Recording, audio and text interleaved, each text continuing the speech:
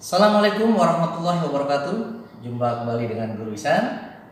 Alhamdulillah, gimana teman-teman semuanya, anak-anakku sekalian, sehat-sehat? Alhamdulillah. Yang mudah-mudahan kalian semua dalam keadaan sehat walafiat. Oke, untuk video pembelajaran kali ini, Guru Ihsan akan menyampaikan mengenai bagaimana kita menjumlahkan suatu bilangan pecahan biasa.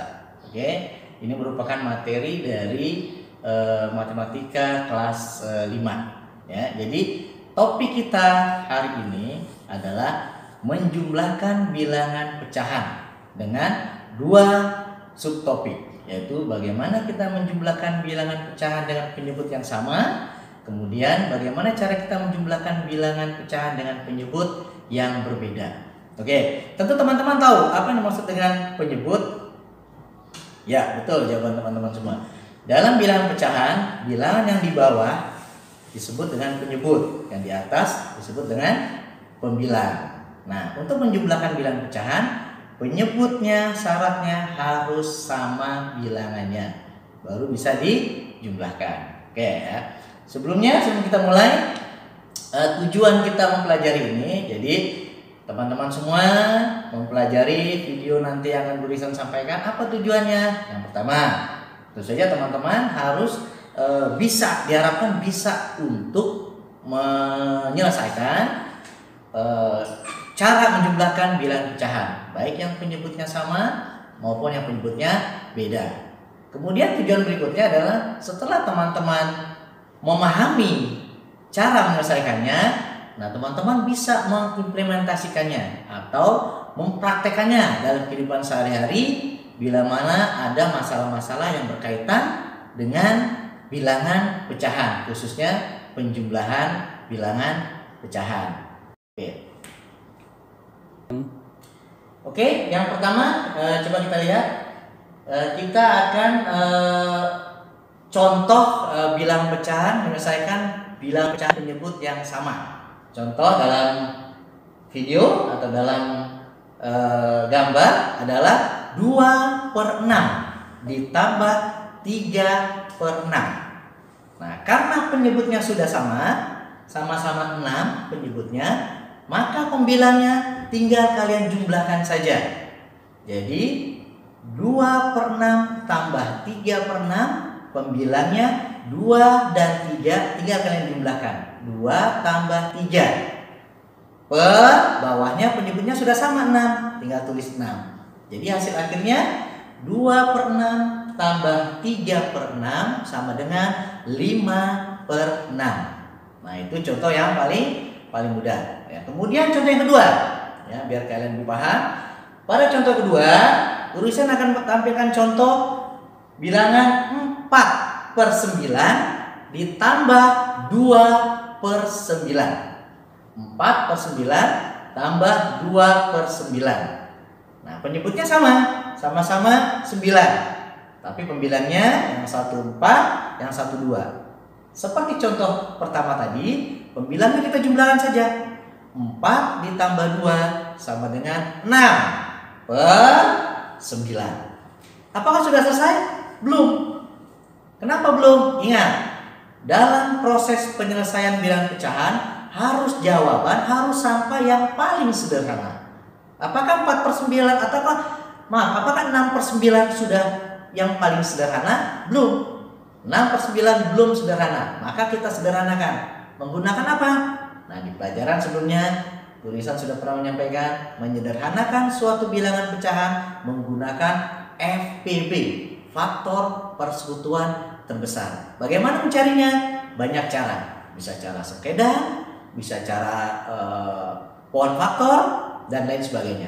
Untuk contoh di depan, Guru Ihsan akan memberikan contoh melalui cara sekedar. Nah, kita lihat. Melalui cara sekedar kita peroleh bahwa FPB dari 6 dan 9 adalah 3. Nah, terlihat? Karena itu 6 dan 9 sama-sama kita bagi dengan 3. 6 kita bagi 3, hasilnya 2. 9 kita bagi 3, hasilnya 3. Maka hasil akhir adalah 2/3. Karena itu 4/9 ditambah 2/9 sama dengan 6/9. Sederhanakan lagi menjadi 2/3. Nah, itu untuk contoh penjumlahan bilangan pecahan penyebut sama. Bagaimana dengan penyebut yang berbeda? Kita lihat berikutnya.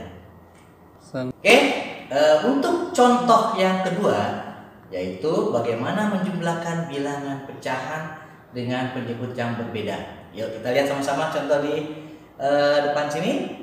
Terlihat 1/2 ditambah 2/5. Nah, kita lihat 1/2 penyebutnya 2, 2/5 penyebutnya 5. Jadi penyebutnya berbeda. Nah, bagaimana? Apakah bisa langsung dijumlahkan pembilangnya 1 ditambah 2? Tentu tidak bisa. Ini berbeda karena penyebutnya beda. Nah, ingat adik-adik semua, teman-teman semua, jika kita menjumlahkan bilangan pecahan yang penyebutnya berbeda, ada chattingnya. Apa itu chatting? Tulisan biasa menyebutnya chatting adalah catatan penting. Artinya kita harus menyamakan dahulu penyebutnya. Jadi bilangan yang di bawahnya kita samakan dulu. Nah, bagaimana cara menyamakan penyebut? Ingat pelajaran terdahulu, menggunakan KPK, kelipatan persekutuan terkecil. Yuk kita lihat sama-sama. 1/2 ditambah 2/5. Nah, kita cari KPK-nya dengan cara sengketa. KPK dari 2 dan 5 adalah 10. Karena itu 1/2 ditambah 2/5 menjadi 5/10 ditambah 4/10. Dari mana 5? Dari 1 dikali 5. Dari mana 4? Dari 2 dikali 2. Ya. Kemudian kita jumlahkan. Karena 5/10 ditambah 4/10 penyebutnya sudah sama-sama 10, maka pembilangnya tinggal kita jumlahkan. 4 atau 5 ditambah 4 sama dengan 9/10. Maka 1/2 ditambah 2/5 hasilnya adalah 9/10. Gimana teman-teman? Sudah mulai mengerti? Oke, kita tambahkan satu contoh lagi.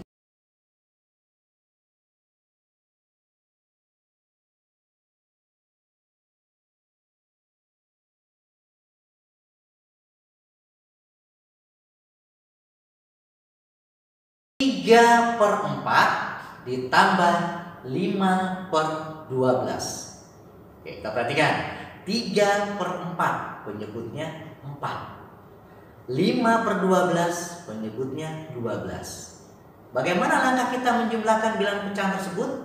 Ingat chatting tadi, samakan dahulu penyebutnya menggunakan KPK. Caranya boleh sengketa, boleh konfaktor. Pada contoh ini, tulisan memberikan contoh menggunakan cara sengketa. Kita lihat, setelah kita proses melalui cara sengketa, KPK dari 4 dan 12 adalah 12.